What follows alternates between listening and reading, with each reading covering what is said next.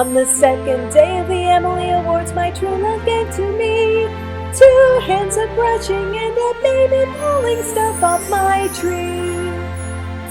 Hey everybody, welcome to day 2 of the Emily Awards. I'm so glad to have you here. This is where I round up my favorites, both high-end and drugstore, for all different categories of makeup, everything I could think of. And so for this particular video, the focus is going to be concealers and powders. I kind of feel like concealers and powders go hand in hand because once you finish the conversation about concealer, it's like, then what are you going to set it with, or are you going to bake, and blah, blah, blah. So I think it all works together. We're going to have a total of 7 categories in this video, so I'm going to try to bust through it fairly quickly, and I will definitely link below to any additional information or videos that I've done, perhaps applying or reviewing these products. So if you want more, in a lot of cases, you'll be able to find more. So category number 1, this category is correctors, and for me, I'm focusing specifically on the peachy tone correctors that can be a great helper for dark under eye circles or dark spots, discoloration, melasma, any type of dark discoloration on the face. The peachy tone corrector is what you want to go toward, and I know there may be other good correctors that are lavender or green or whatever, but I just don't have a lot of experience with those. This is the type of corrector that has been such an essential for me. So my high-end favorite, my number 1 for sure favorite here, is the Benefit Boing Brightening Concealer. If you've missed out on some videos here, this is Erase Paste. Erase Paste got renamed Boing Brightening Concealer, and I wear it in the shade 2. It's a really fantastic peachy tone. I did do a whole video kind of comparing this to the original version, and even though they went and gave it a new name, as far as just the actual product, I think it performs really effectively, and it gives me the same results as original Erase Paste. So if I have any kind of melasma peeking through on the tops of my cheeks, I will put this kind of thing on it. Or, you know, the dark caverns on the inner part of the eye where you can just look downright like ashy, bluish gray, like put some of this on there. It can be a great pairing with other concealers that you might want to put over larger patches of the skin, but this is going to correct the darkness. A corrector is very important because if you are just tackling the darkness with any sort of just plain old skin tone concealer, a lot of times you will lighten that darkness, but you won't completely camouflage it. So that's where the peachy tone corrector works its magic. So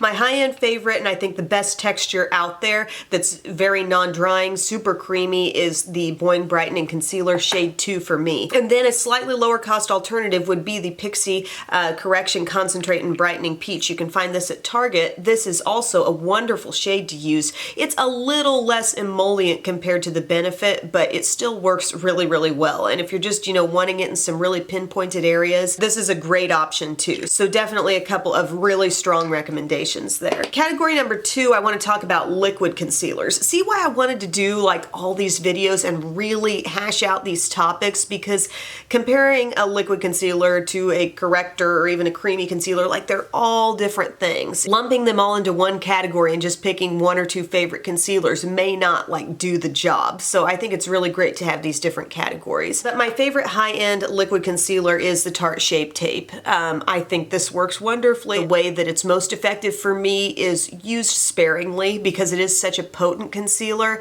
It's very, very full coverage. And while it sets, as in it's not staying tacky and dewy and really like sticky on the skin or anything, it sets, but yet I find it looking so completely fresh as the day goes on. And I'm not without little fine lines and texture on the under eye area either. But a couple of things to really keep in the forefront of your mind that can affect your results with Shape Tape would be, number 1, prepping the skin well, making sure you're using some sort of an eye cream or a really good moisturizer right up in this area, because I think you want to be well hydrated going in with this. And number 2, don't use too much. You will oftentimes see people demo this product with copious amounts of concealer all over. You only need a little bit of this product and the coverage is phenomenal, and light medium is a perfect shade for me. Now my drugstore favorite, it is a liquid concealer. You know, it's coming out with the doe foot applicator and whatnot, but it is a different animal in terms of coverage. This is a lighter coverage concealer, but it pairs so well with, I think, lighter foundations and BB creams and stuff like that. It's a L'Oreal Infallible Pro Glow, and It's not like glowy as in it's got pearlescent shimmer or anything in it, but it's just a really lightweight concealer. Let's say you think, okay, I want a real low maintenance face day. I'm gonna just put on my tinted moisturizer, slap on a little concealer. You wouldn't necessarily want to put on your Tarte Shape Tape with a super light coverage face product because then they may not wear down evenly. Think about putting similar textures together and then they wear more in harmony with one another. And maybe you don't need the fullest of the full coverage. This would be a great one to grab.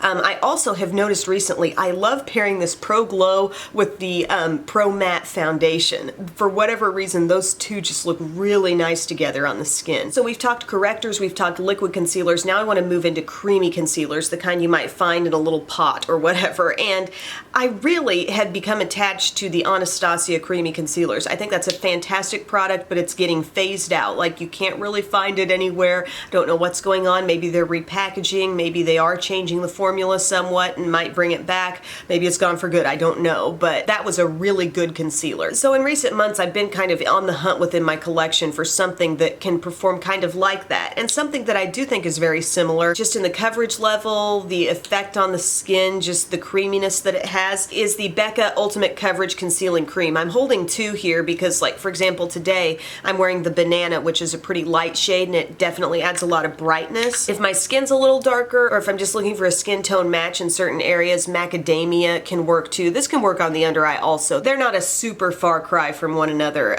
shade-wise, but it's turned out to be a really fantastic non-drying concealer, very nice coverage. If you've tried Erase Paste or the Boing Brightening Concealer and you like the feel of that, this is really similar to that, and like I said, a lot like the Anastasia. If you've bought that on my recommendation and you liked it, this is kind of along those lines. And this sort of concealer, this creamy concealer category that I'm talking about, if Tarte Shape Tape, if you've tried that and you just could not make that work and you feel like you need more moisture in this area, these are the types of products you want to be looking to. From the drugstore, huge rediscovered favorite here, but I'm such a believer in this. It's the Sonia Kashuk Hidden Agenda Concealer Palette. This is so good. I love they give you the 3 shades here. One's kind of a neutralizer. This would be good to use maybe on some redness, but then you get a couple of skin tone shades. This is light, by the way. And then they put in a really fantastic powder. Like, it's creamy feeling. There's definitely some coverage in that. You put these concealers on and you know they have a little moisture to them, and then you go setting them with this powder. It's like zhunk flawless. I would highly recommend that. And then I would still most definitely call this a creamy concealer, but it's in a stick form.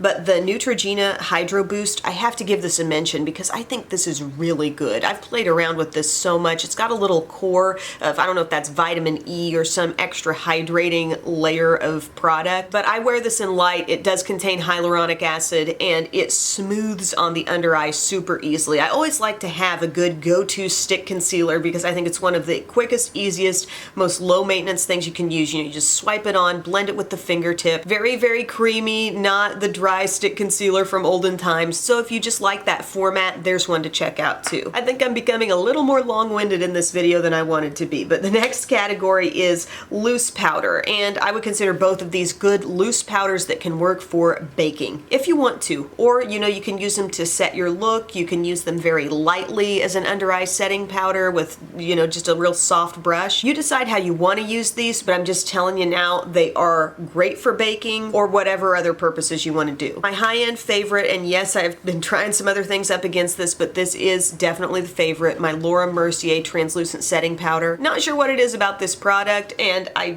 feel like I have a heavy full container here, but I've used this a lot. And if you want to bake your under eye, as in really apply a heavy amount of powder, let it sit there for a short period of time, then dust it away and see what you got, like, this works well. As far as I'm concerned, any of the concealers that I've mentioned here are bakeable. You may or may not see the need to do that with them, but you could. And this powder, even though it's called translucent, I've mentioned this before, but there's, I don't want to use the word magical, but there's a little element to this that just adds the little bit of coverage. I think it's how it mattifies, but doesn't give you like an over-dried, crusty look. And the way it wears throughout the day, that's where you want to really ring the bell and say, hey, everybody, come look at this. Because so many things can look good right off the bat, but this really just wears flawlessly, adds that little hint of coverage, definitely smooths the area out. I'm referring to under eye a lot here, but you can wear this all over your face for a beautiful, just finishing powder effect. Now, I've been on the hunt for a good drugstore product that can hang hang with that, if not be better than that. You know, that's always a goal for me. And I found something that I've got to be completely honest with you. I don't think it's better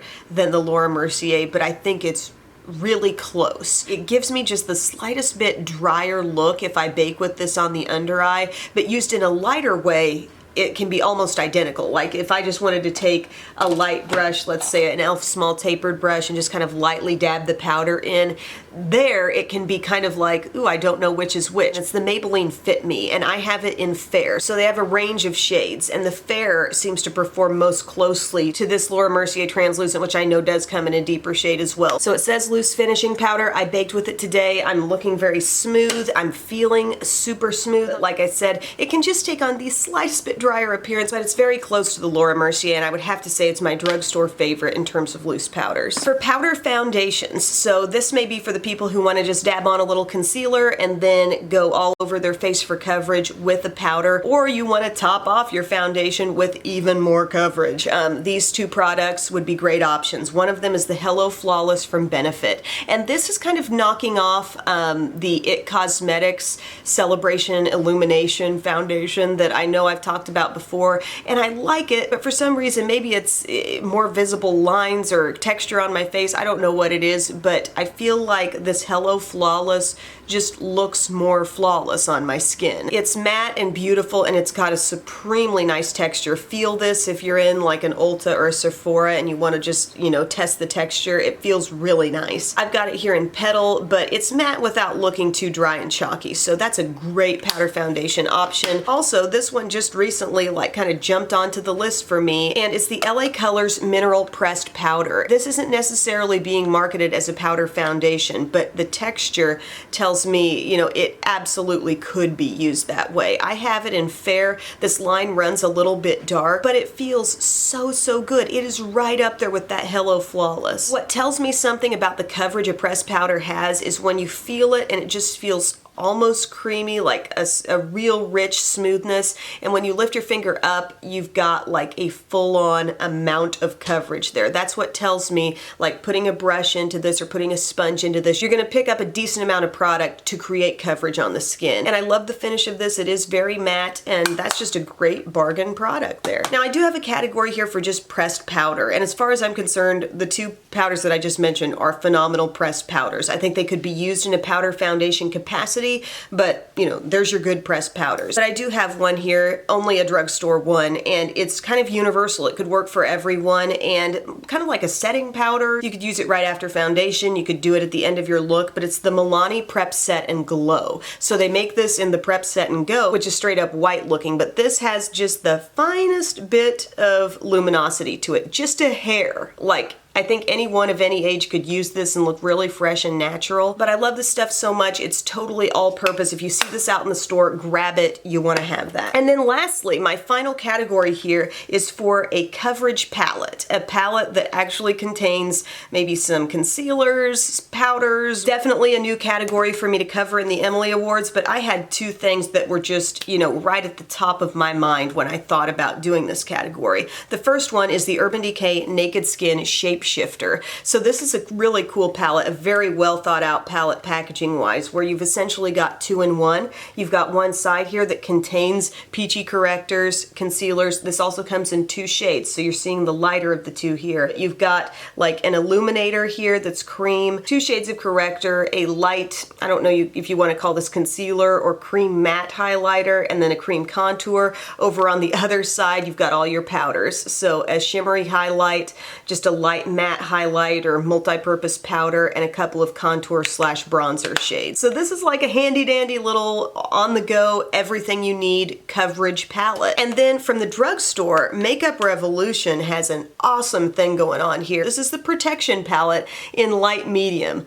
This is good. This is a hidden gem for sure. This is like in the depths of Ulta's website. Like you go back and Makeup Revolution stuff, they've got concealers over here that are a really nice texture, and I like how the one down here is just a little bit peachy. A beautifully textured powder right here, and then contour, blush, and highlight. This highlight has a nice amount of shimmer here. I'm wearing the contour, blush, and highlight from this palette today. It's a great all-in-one, a lot of nice formulas all-in-one. Yeah, you might be a little bit troubled by the fact that it's creams right next to powders, but I mean, they haven't dried out on me. The texture hasn't drastically changed on me just as a result of using all these products side by side, so I think that's a really great buy. So that's it, everybody. Thank you so much for watching part 2 of the Emily Awards on concealers and powders. I hope this sorted out the sometimes confusing world of these products and gave you some great recommendations to try. I hope you'll join me tomorrow for my next video, which is bronzer, blush, and highlights. So many things to talk about there. Thanks, guys. I'll see you later.